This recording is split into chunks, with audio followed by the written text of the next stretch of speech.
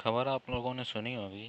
वैज्ञानिकों ने दुनिया भर के वैज्ञानिकों ने एक रिसर्च किया, उसमें पता लगा है कि ये जो वाई क्रोमोसोम्स होता है ये दुनिया भर में से ख़त्म हो रहा है। ये वाई क्रोमोसोम्स क्या होता है और ये ख़त्म क्यों हो रहा है, आगे इसके बारे में चर्चा करेंगे। कई अखबारों में ये चर्चा का विषय बना हुआ है। चलिए आगे देखते हैं कि क्रोमोसोम्स होते क्या हैं और वाई क्रोमोसोम्स में ऐसा क्या है कि जो इतना गंभीर मामला ये उत्पन्न हो रहा है। इस खबर को हालांकि हो तो गए 4-5 दिन, लेकिन आज टाइम के चलते मैं आज इस पर वीडियो बना पा रहा हूँ। तो फिर चलिए देखते हैं आगे। सबसे पहले जानते हैं कि क्रोमोसोम्स क्या होता है। क्रोमोसोम्स एक, जैसे हमारा धागा होता है, धागा की तरह एक संरचना, स्ट्रक्चर, उसकी तरह एक स्ट्रक्चर समझ सकते हो।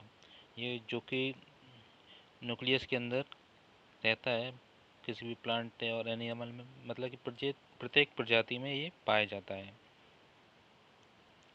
इसी के माध्यम से प्रत्येक प्रजाति में उसके लक्षण, उसके रंग रूप, आँख नाक कान, व्यवहार इत्यादि का इसी के द्वारा ही विकास होता है। अब ये हर एक में अलग अलग संख्या में पाए जाते हैं। किसी में कुछ संख्या होती है, किसी में कुछ, लेकिन जो मानव होते हैं उनमें ये 22 जोड़ों में, तो सॉरी 23 जोड़ों में पाए जाते हैं। 22 जोड़ों में तो समान रहते हैं, लेकिन एक जो जोड़ा होता है वो ये डिसाइड करता है कि कोई भी जो बच्चा है, जो सेक्स है, वो नर होगा या मादा। लड़कियों में सारे क्रोमोसोम्स जो होते हैं वो एक्स एक्स होते हैं, और जो लड़कों में क्रोमोसोम्स होता है वो एक्स वाई पाया जाता है।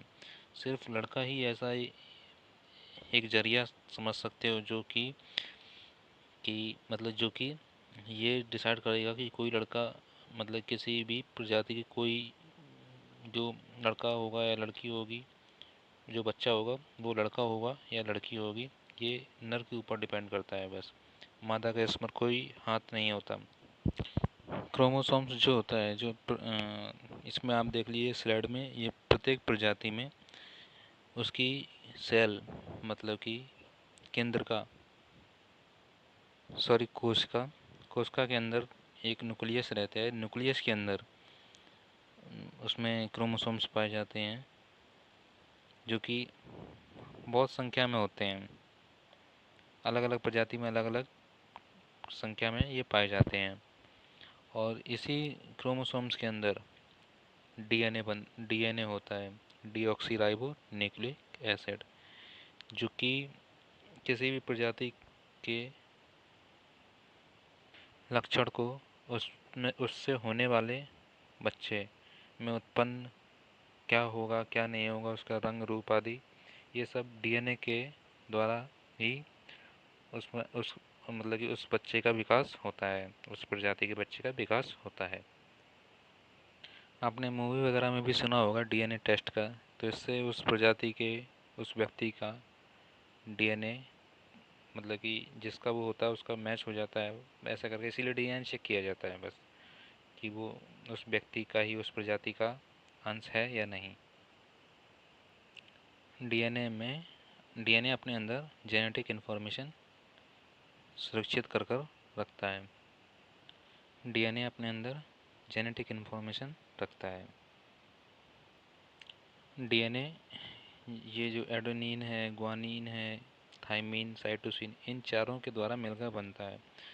डीएनए एक ऐसा होता है, देखो ये थ्रेड लाइक स्ट्रक्चर होता है, मतलब कि क्रोमोसोम से एक थ्रेड लाइक स्ट्रक्चर होता है। अगर इसके डीएनए को खोला जाए तो ये इतना लंबा हो सकता है कि अब हमारे पृथ्वी से सन तक जाएगा और सन के आसपास सन को लपेट सकता है, इतना लंबा होता है। वापस पृथ्वी पर भी आ सकता है। ये सब प्रकृति की देन है, जो हमारे शरीर के अंदर ये सब कुछ होता है। आगे स्लाइड में बात करते हैं कि वाई क्रोमोसोम्स जो है ये चर्चा में किस लिए बना हुआ है। ये जैसे ये स्लाइड है, ये देखिए इसमें कि मनुष्य में, जो मानव प्रजाति में होते हैं, वाई क्रोमोसोम्स जो होता है ये 22 पेयर ऑफ क्रोमोसोम्स, मतलब कि जो मानव प्रजाति में 22 पेयर क्रोमोसोम्स के समान रहते हैं। बट जो लास्ट वन होता है, 23 पेयर होते हैं। जो लास्ट का वन होता है, जैसे ये देखो, ये एक से ये है, लगभग लगभग समान है। ये क्रोमोसोम्स एक्स टाइप के होते हैं ज़्यादातर, मतलब एक्स ही टाइप के होते हैं। ये ऐसे बने या ऐसे बने, जैसे बने, लेकिन स्ट्रक्चर एक्स टाइप का ही दिखेगा, ये जैसे है। तो 22 क्रोमोसोम्स मतलब समान होते हैं। जो लास्ट का वन होता है, ये जैसे एक एक्स हो गया और ये वाई हो गया, ये डिसाइड करता है कि मतलब कोई भी जो बच्चा आने वाला है वो गर्ल होगा या बॉय होगा। तो जो वाई क्रोमोसोम्स होता है वो एक्स क्रोमोसोम्स की अपेक्षा छोटा होता है। ये आप यहाँ पर देख सकते हो, जैसे एक्स क्रोमोसोम्स इतना बड़ा है, वाई क्रोमोसोम्स ये है, देखो छोटा है। ये दोनों मिलकर एक मेल का विकास करते हैं। और यहाँ पर देखिए, जैसे एक्स क्रोमोसोम्स ये दोनों मिलकर एक फीमेल का विकास करते हैं। इसको और क्लियर करने के लिए आगे की स्लाइड में देखते हैं। ये देखिए, जैसे